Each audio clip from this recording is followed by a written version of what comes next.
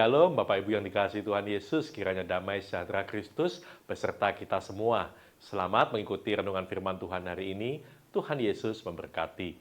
Renungan hari ini berjudul Manusia Baru. Bacaan kita terambil dari Efesus 4 ayat 22-24 yang berbunyi demikian. Yaitu bahwa kamu berhubung dengan kehidupan kamu yang dahulu harus menanggalkan manusia lama yang menemui kebinasaannya oleh nafsunya yang menyesatkan, supaya kamu dibaharui di dalam roh dan pikiranmu, dan mengenakan manusia baru yang telah diciptakan menurut kehendak Allah di dalam kebenaran dan kekudusan yang sesungguhnya. Bapak, Ibu, dan saudara sekalian, di dalam kitab Efesus pasal 5 dan 6 berisi panduan hidup berkeluarga. Di sana tertulis aturan detail tentang istri tunduk kepada suami, sama seperti jemaat kepada Kristus. Ada aturan juga agar suami mengasihi istri dan menguduskannya, sama seperti Kristus mengasihi jemaat.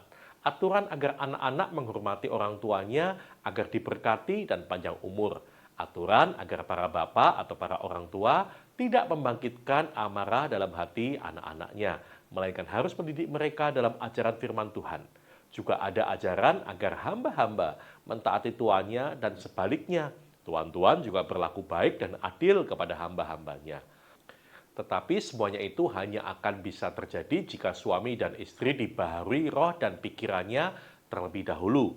Tanpa itu sulit bagi seorang istri untuk tunduk kepada suaminya seperti jemaat kepada Kristus. Tanpa pembaharuan roh dan pikiran sangatlah sulit bagi para suami dapat konsisten mengasihi istri setulus Kristus mengasihi jemaatnya. Untuk itulah di pasal 4, Rasul Paulus menjabarkan panjang lebar tentang apa itu dibaharui dan apa itu pengenakan manusia baru. Suami yang dibaharui, istri yang dibaharui akan berdisiplin rohani untuk mengenakan manusia baru. Ini adalah prakondisi yang harus dibereskan terlebih dahulu, sebab semua hukum hormat dan hukum kasih di dalam keluarga akan bisa berjalan dengan baik jika masing-masing anggota keluarga itu telah mengalami perubahan dan pembaharuan budi sebagaimana yang Kristus inginkan. Inilah yang membedakan keluarga Kristen atau pengikut Kristus dengan keluarga-keluarga lain di luar Kristus. Keluarga yang telah dibaharui dan keluarga yang belum dibaharui.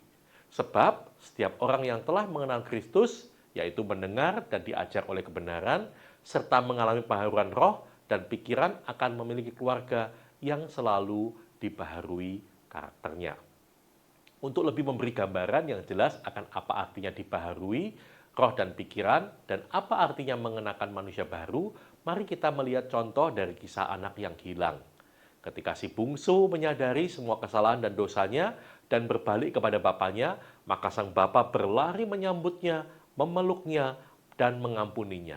Nah, penerimaan dan perjumpaan ini membuat anak tersebut dibaharui dari hidupnya yang lama menjadi hidup yang baru. Statusnya dipulihkan, ia diterima kembali sebagai anak, yang lama sudah berlalu, sesungguhnya yang baru sudah datang. Anak yang telah mati telah menjadi hidup kembali, ia telah hilang dan didapat kembali. Lalu sang ayah mengenakan manusia baru kepada anaknya, yang disimbolkan dengan jubah terbaik, cincin, dan kasut. Semua ini menyimbolkan perubahan hidup dari manusia berdosa menjadi manusia baru di dalam Kristus. Itulah pengertian dibaharui oleh Roh Kudus, hati dan pikiran kita, dan dimintanya kepada kita untuk berdisiplin mengenakan manusia baru sebagai karakter hidup kita sehari-hari.